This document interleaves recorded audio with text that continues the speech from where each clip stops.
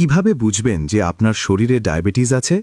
আপনার কি ইদানিং খুব বেশি পানি পিপাসা লাগছে কিংবা বারবার টয়লেটে যেতে হচ্ছে? সাবধান, এগুলো কিন্তু আপনার শরীরে ডায়াবেটিসের সংকেত হতে পারে। চলুন, ডায়াবেটিসের সংকেত এবং ডায়াবেটিস নিয়েও কিভাবে একদম সুস্থ ও স্বাভাবিক জীবন কাটাতে পারেন তা জেনে নিই। ডায়াবেটিস মানে শুধু রক্তে চিনি বেড়ে যাওয়া নয়।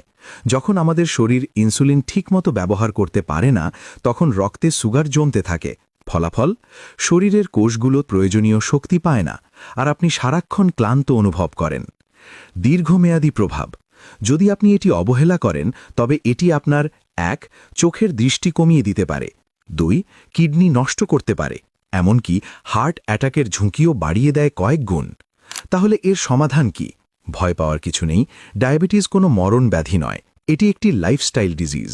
সঠিক ডায়েট, নিয়মিত অন্তত ৩০ মিনিট হাঁটা আর ডাক্তারের পরামর্শ মেনে চললে আপনি ডায়াবেটিস নিয়েও একদম সুস্থ ও স্বাভাবিক জীবন কাটাতে পারেন।